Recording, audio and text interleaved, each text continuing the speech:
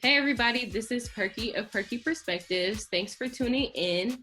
Please subscribe to the podcast, which is available on Spotify, YouTube, Apple Podcasts, Google Play, and Patreon. So please visit patreon.com/Perky Perspectives and become a patron. You can do it for as little as $1 a month. And that basically helps to support the podcast when it comes to finding guests or assistants for the show.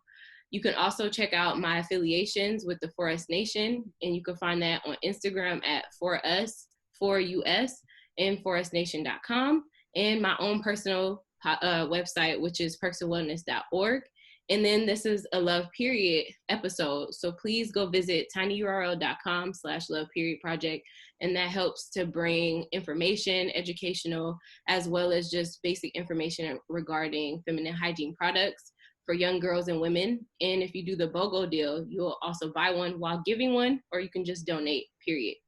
And so today's episode, my guest is Michelle Tillis Lederman, and she is one of Forbes' top 25 networking experts, is the author of 4 books, including the internationally known The 11 Laws of Likability, and her latest, The Connector's Advantage. Michelle is a connection creator and CEO of Executive Essentials, which provides customized communications and leadership programs for Fortune 500, nonprofit, university, and government clients.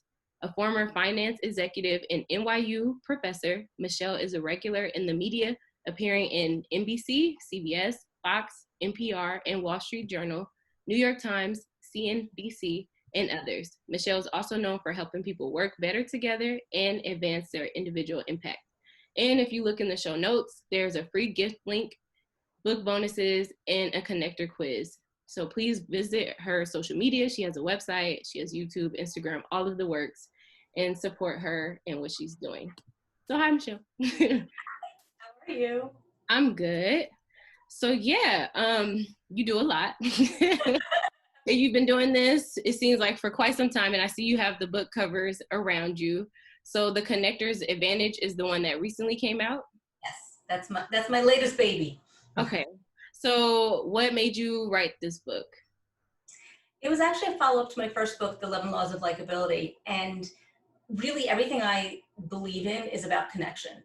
So all the people who are listening, if they're trying to get a job, get a promotion, get a client, get healthier, get happier, all those things are going to happen faster, easier, and better through their connections. And that's what I call the connector's advantage.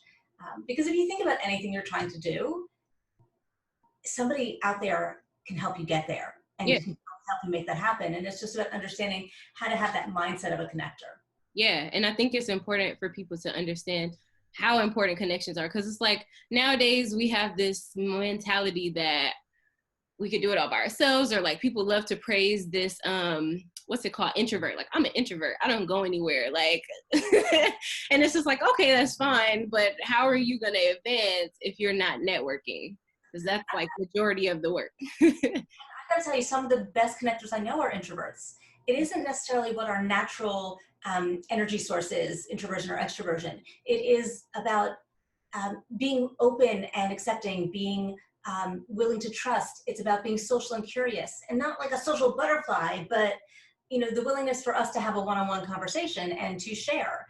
And I know that part of what you try to create in your platform is the ability to share about conversations that we might not have other places to share. Right. That's what connection is all about. Mm-hmm. So the 11 Laws of Likability, correct? Yes. So what do you think is like the one that people struggle the most with? Oh, well, so let me just give a little framework, and then maybe I'll pick one. That's not a question people usually ask me. They ask me what mindset's the hardest, but not what law of likability is. The book is about what to do before, during, and after a conversation to enable connection. And I would probably say the before the conversation are probably the hardest, right? People can figure out how to have the conversation, and people will follow up or they won't. Patience is probably my hardest law. But I think a lot of other people, sometimes they might struggle with authenticity, they might struggle with self-image, or they might struggle with their energy and understanding how to find a productive energy. Oh, yeah. That's authentic. Yeah, that is true.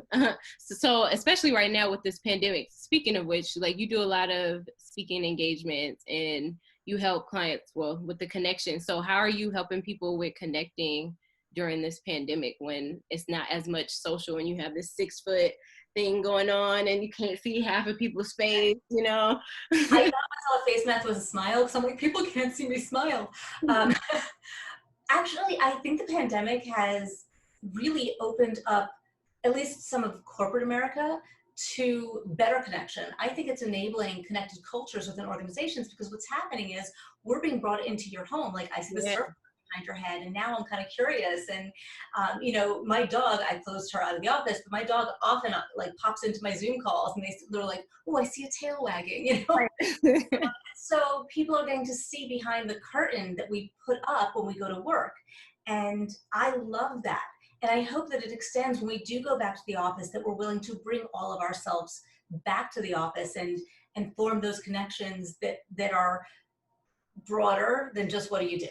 Yeah, I know that's been an issue for me. I usually keep it separate, very separate. Like I do mental health, so I'm a mental health clinician, and it's already like pretty intense to have to set boundaries. Like that's like super important. But it's hard because it's like these people are spilling so much of themselves to me, and then I have to like pick and choose what's gonna be necessary for me to share in order to help build the rapport.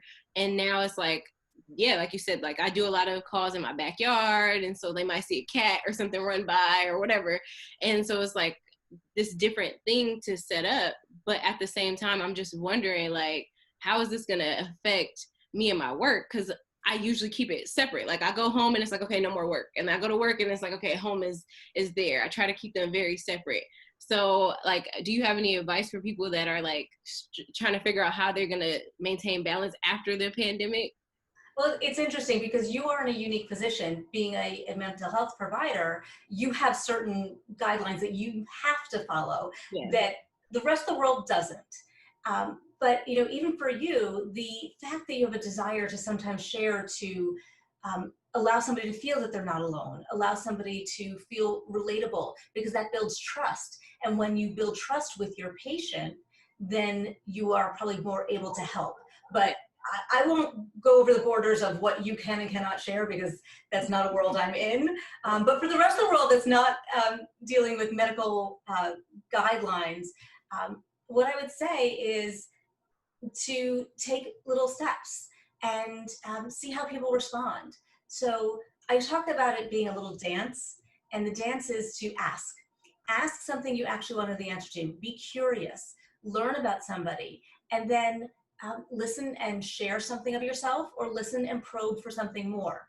Mhm. And the reason why I call it a dance is because I don't want somebody to just interrogate and just keep Right. asking questions, right? Because it's kind of like, whoa. Uh, you know, but if you're willing to give a little bit, one of the mindsets of a connector is that connectors trust. And you have to give trust to get trust. And when you are sharing, what you're doing is giving trust. When you're revealing something about yourself, you are saying, I trust you with this information. Yeah. And what that does is it says, I feel honored by this trust. And now I feel like I can trust you a little bit more. And so it's that dance, it's that reciprocity in exchanging information. So listen and probe, listen and share. And I think you said something really important. You said ask questions that you want to know the answer to. Because I think, especially in romantic relationships, people struggle with that. They'll be like, well, what were you doing and this and that? And it's like, okay, wait, hold on. Before you ask me, are you prepared for the answer that might come out? Like, and I think people don't fully think of, like, they don't realize that, yeah, you can control your actions. You can't control people's reactions. So you don't know what's going to come back to you. And that's like, to me, that was key when you said that. Too much information, right? And so what happens is we go into these situations where we are going to meet new people, whether it's a dating situation or, it might be like a alumni reunion, like, but you might meet somebody, Yeah. and we think about the anatomy of a conversation. But if you start a conversation with curiosity and that curiosity is authentic, then that conversation has so much potential. Mm-hmm. But if you start a conversation with what do you do, or how are you? It's not a real question. No, because most people don't care. Like, Like, you usually just say good or fine and just be on. Because, like, do you really, if I told you, well, I'm actually depressed and I almost jumped off of the bridge yesterday, like, are you going to be able to handle that answer? Right? You're just trying to like get something going. So if you want to get something going, be more specific. Mm-hmm. What brought you here tonight? Or, you know, have you been to this area before? Or, you know, you want something that is a little open-ended, right? So, you know, how are you finding joy during the pandemic? Or how are you staying connected? Like you asked me that great question about how are you enabling connection during this time? And I actually think I have been more connected. I'm a little zoomed out, but Tell me that. I mean, I'm talking to my parents way more than I used to because I'm checking on them. You know, we're scheduling like weekly college roommate happy hours. Like, so we're doing a lot of stuff that like we wouldn't normally do. And so it's a wonderful excuse to stay connected. But again, like there's some times where we're like on the phone and we're all just kind of staring at each other, you know, because there's nothing to say. Right. But you still feel like you're being, you know, alone together. Yes, yes. And Yeah, I just think that's very helpful because a lot of people, and they've been saying that. I've actually seen some, because I live in LA. I've seen some billboards that say like check on your people, basically, because there's some people that maybe they already stayed at home a lot, but you didn't really know why, because you were too busy doing whatever you were doing to like really, like you said, check in. And it's like, yeah, they weren't ever alone because they wanted to. They were just alone because they felt like they didn't have anybody to connect to. And now we have this pandemic where you have to stay at home, and it's even more isolating. And so it's like having Zoom and everything has been very helpful, I think, for the people that have somebody to check in on them. But yeah, just a word to everybody, please check in on your friends. well, you know, it does scare me because, you know, my parents are of an older generation and it was tough getting them up on Zoom. We had like technology is not their thing. And there is actually, when I talk about health and happiness related to connection, there's a lot of statistics behind it. So social isolation is greater on your mortality than obesity.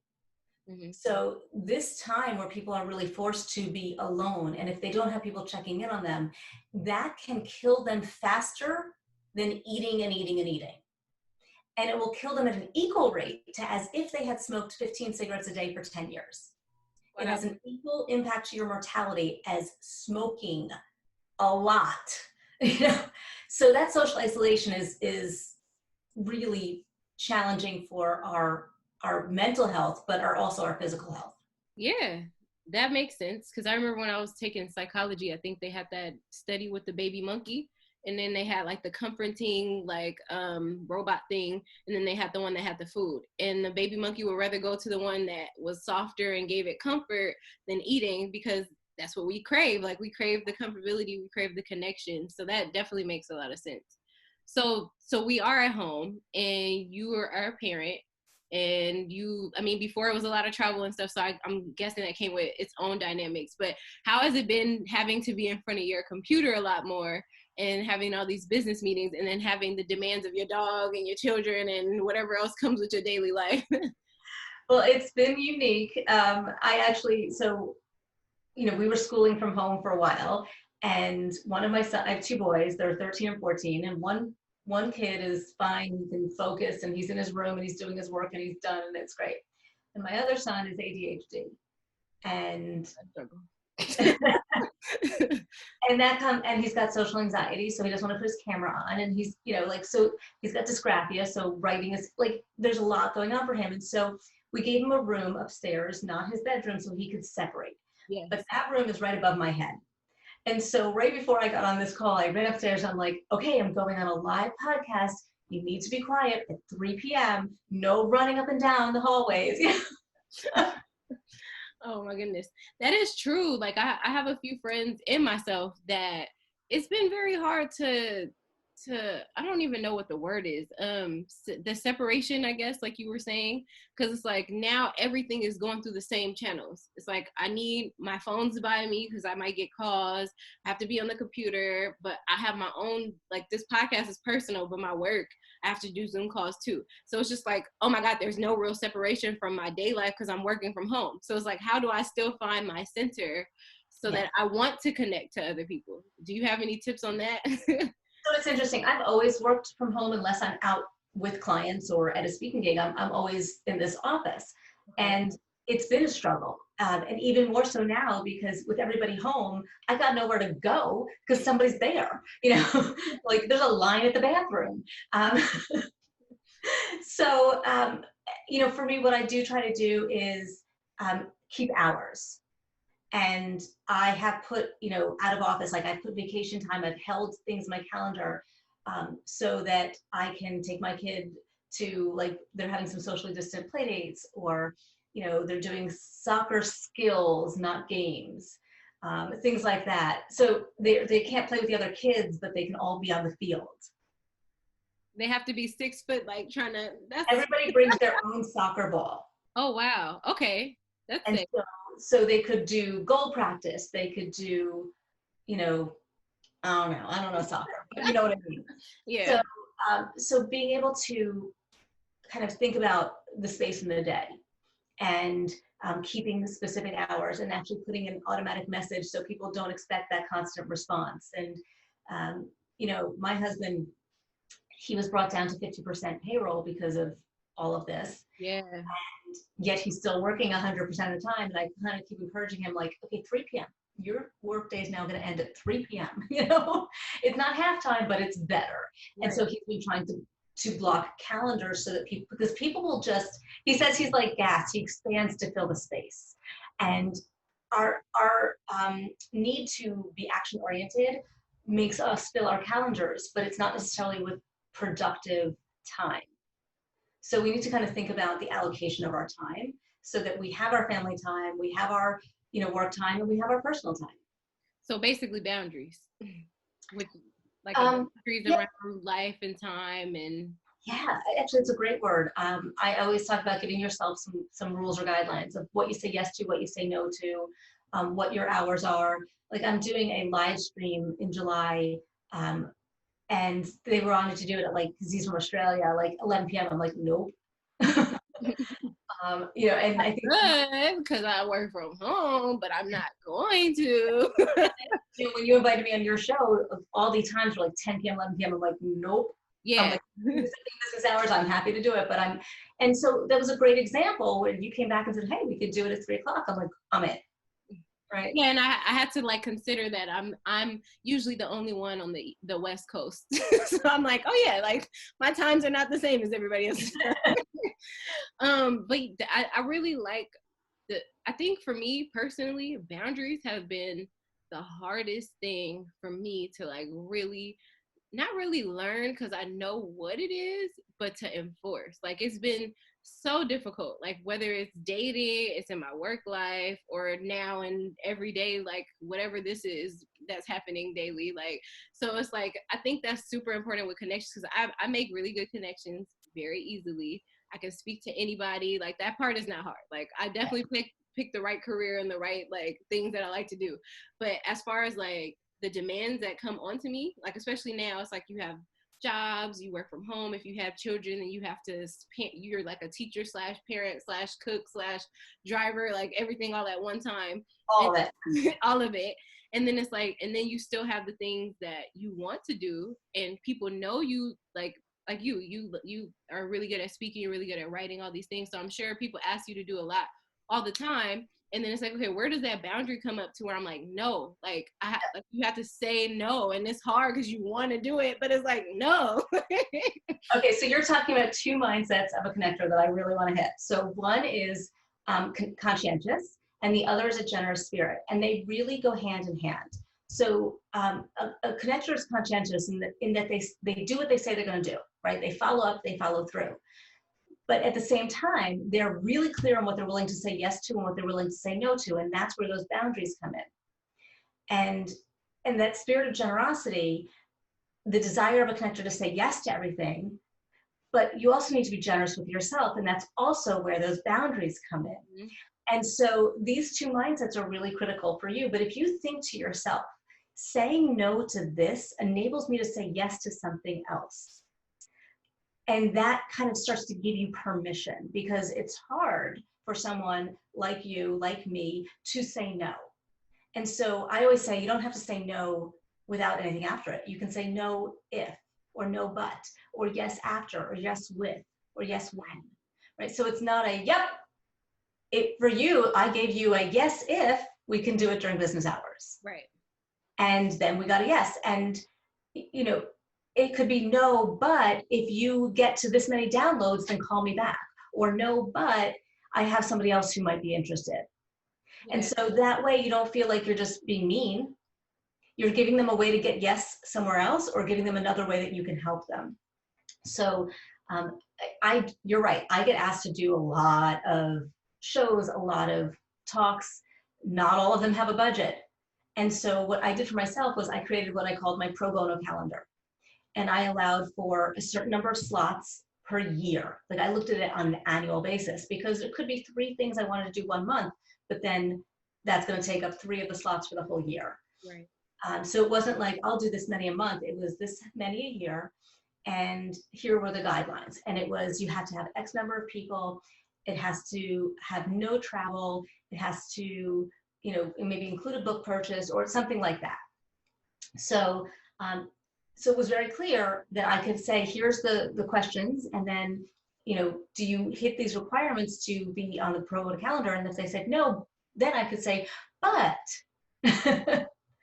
and so getting really clear, which is another mindset of a connector, having a clear vision on, you know, what you want to say yes to and what you want to say no to, helps, because then somebody understands, here's the criteria, and it becomes objective rather than personal. Mm-hmm. Yeah, and I think that helps. I mean, you're a writer, so you probably write a lot to organize yourself. And I tell a lot of my clients, because it's helped me, like, write it out. Like, it's, to me, there's like 3 main things that like bring something into happening, that law of attraction, like making something come to you, and it's to say it, to think it, and to write it. And I think the writing is like very, very important, because it's like the visual, like it's clear, you can see, does it make sense? Like when you read it out loud, if I came and read it, would it make sense to me, like how it makes sense to you in your head? And then, like you said, now, because everything is connecting, when somebody approaches me out of nowhere and like, yeah, I want you to do this because you're so amazing, it's like, okay, I can, like, what page is that on? Like, no, I gotta do this thing before I can connect to you. So that's very helpful. Okay, I love think it, say it, write it. Mm-hmm. And so you are so spot on with that, and statistics actually back it up. I love my numbers. But you are more like, I think it's 80% or 80+% more likely to make something happen if you write it down.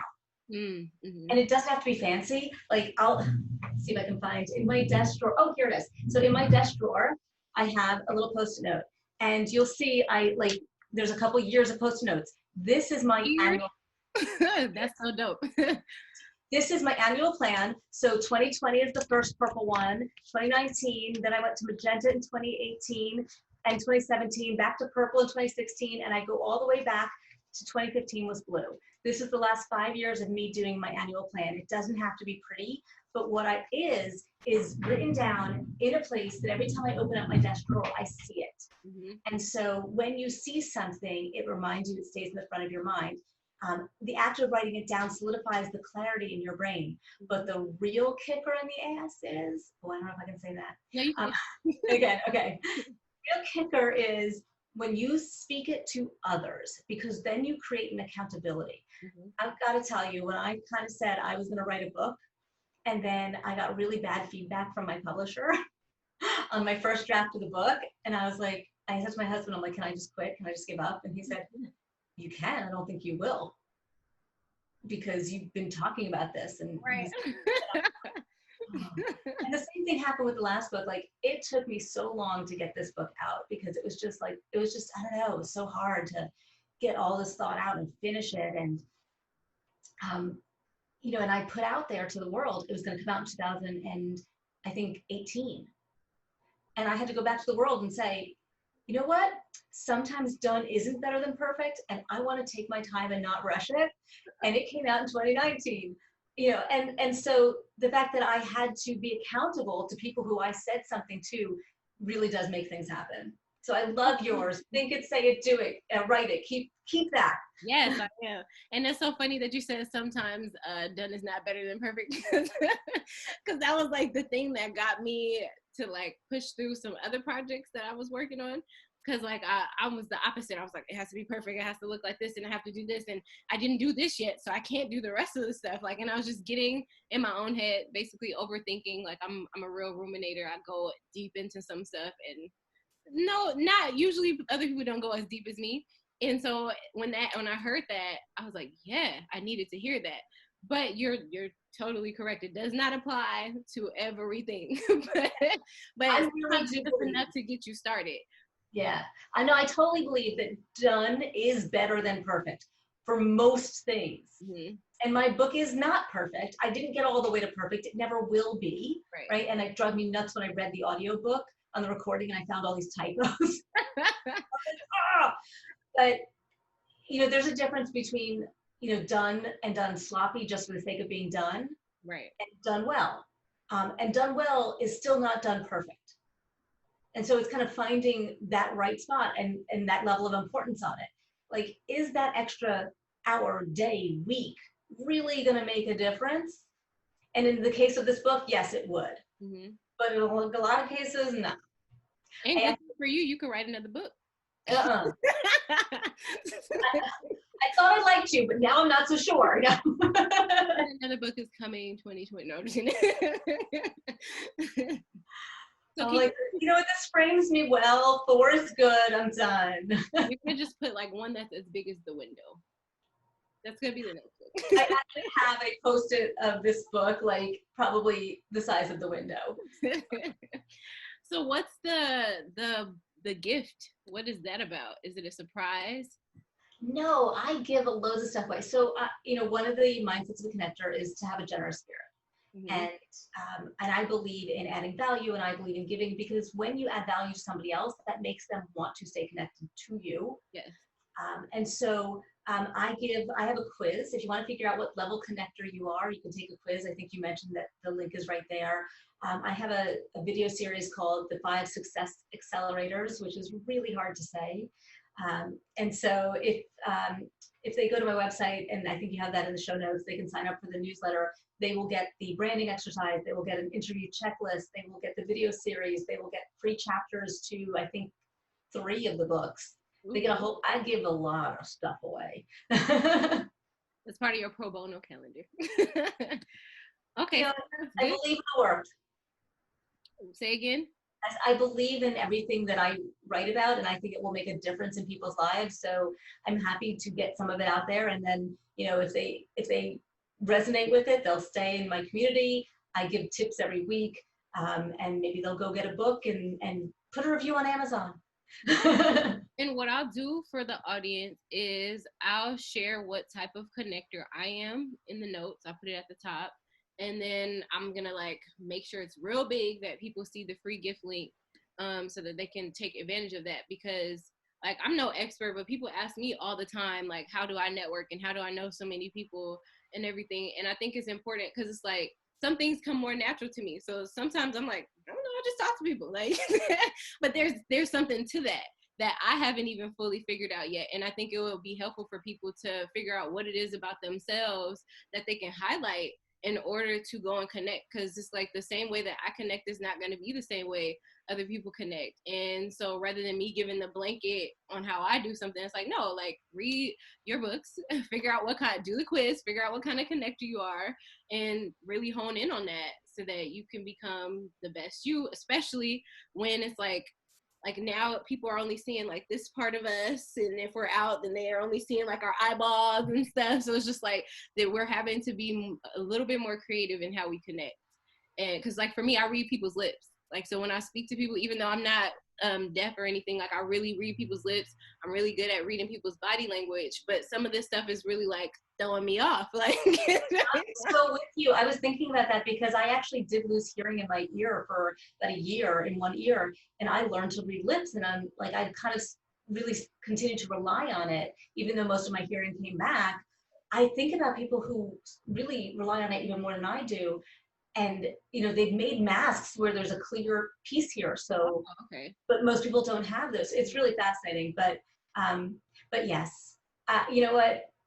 Everybody has their own strengths with how they connect, and understanding how to bring your strength and not trying to make it look like anybody else is key to connection. Yes. Oh, and I have one more thing before we end. I wanted to know, okay, because you were talking about it's very, very important to show up as your authentic self from the beginning, right? So do you have any tips for people that, for whatever reason, they maybe lied or wasn't as truly authentic in the very beginning, if there's a way for them to kind of like rebuild or repair a relationship that they didn't show up quite as much as themselves in the beginning? So there's a difference between, taking your time to reveal and to share and to expose yourself versus I lied, right? So those are two very different approaches, because it's very natural for somebody to then, reveal more over time. And I would say just, continue to take those baby steps and share. When it comes to trust, which is also one of the mindsets of a connector, you're hitting on all of them, like just naturally. It's very impressive. I don't even know if you knew all of them, but when it comes to trust, we have to think about all the micro actions that we take on a daily basis. And, it's so interesting in this time of civil unrest for us to think about those micro actions, because those micro actions have an impact on how everything is either building or breaking trust, everything. And you have to recognize that you might be a small little thing in your world, but that has an impact to if trust is being built or trust is being broken. When we are thinking about restoring trust, the first place we need to do is acknowledge the wrong. And, I think that's been some of the struggle out there, is that, either there's a lack of acknowledgement or even a lack of understanding that there is anything wrong. And so to say, here's what I did, here's why I understand it was wrong. Because without understanding, like, if that guy who always says, I'm sorry, and you say, for what? Because they don't even know what they're sorry for. They just want to be done with the fight. Yeah. that's not going to restore trust. You have to say, I am sorry for this. This action I took, and understanding that this is why it was wrong. You need those pieces, and that's the first step. Once you're there, then you can say, here's what I'm going to do differently. But don't say, what can I do? Because if I say, what can I do to make it better? I'm putting the responsibility on you. But if I say, here's my plan, then I can say, is there anything else you would recommend? I can invite your input. But I need to say, I'm taking accountability, I'm taking responsibility, I've thought it through, here's my plan. Then now tell me if that's a good plan or not, or if you want to give me any advice on that plan. So that's kind of where I would start. Yeah, I think that's really good, because like you said, like they'll put it on you, and it's like, well, I've done enough. Like you messed up. Like, because then people, what they'll say afterwards is like, well, I asked you and you never told me, so what do you want me to do? And it's just like, you found a way still somehow to get out of taking responsibility for your actions. that understanding and acknowledgement, and that is really where it starts. Because when somebody says, I get what I've done, and I'm trying, and I can tell you I'm not going to be perfect. Like, so for example, I'm speaking to lots of diverse groups all the time. And I heard it when it came out of my mouth. They said something about when women wear nail polish. And a man in the audience said, men wear nail polish too. And I usually say when people, but I didn't. I said women. And I didn't take it back fast enough. And I offended him. And as soon as he said that, I said, you're right. I said, when anyone wears nail, And so what I started to do at the beginning of a session was saying, I have to admit that I've always had very heteronormative language, and it's something I'm working on. And, I'm not perfect, and I'm trying. And if there's a suggestion you have for me, I appreciate you giving it to me on the break, right? Because I don't want them to call me out in the middle of the talk.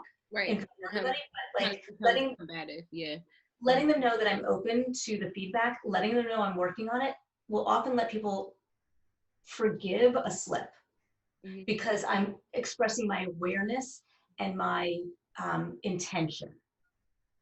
And so I've gotten better trying to use language that is more inclusive, but I know I'm not perfect.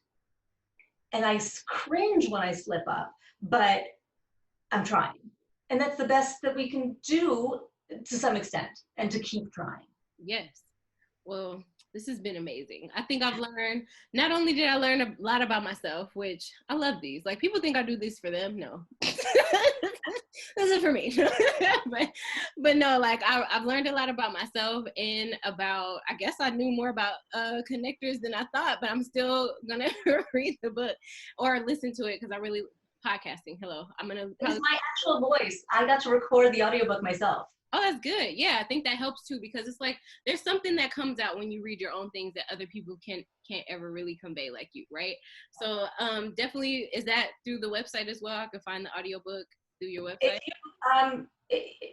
I'm sure it's on Amazon, it's on Audible. Okay, yeah. Okay. It's there. Yeah, so please go purchase. Oh, you have something else to say? I was gonna say, I have a BOGO too. So if you go into some of those links, you'll see book bonuses. I have a buy one, gift one as well. When you said that, I love that, because my BOGO is a buy one, gift one. And if they gift one, there's a whole bunch of other bonuses they could get. Yeah, so you're definitely a generous connector. That's the goal. So yes, please visit all of her links. They're in my show notes. So the website is michelletillislederman.com. The Facebook is the same. LinkedIn is communication expert speaker. Twitter is MT Lederman. YouTube is Michelle Lederman, and then Instagram is MT Lederman as well. So go do the free gift link so that you can see what your gift pack will encompass. Go check out the book bonuses. Go do the quiz so you can figure out what connector you are, and you can read through the show notes to see which one that I am, and support Michelle because she knows what she's talking about. Thank you. And it's Lederman with a D. It sounds like David Letterman, but we spell it Lederman. So go find me. I can't wait to hear from you, and tell me that you heard me on Perky Perspectives. Yes, and thank you for being a guest, and I really appreciate you. And I will definitely reach out if I have any more questions, or if I can fit anywhere into that calendar at another date. And thank you again for coming. Thanks for having me on. Bye.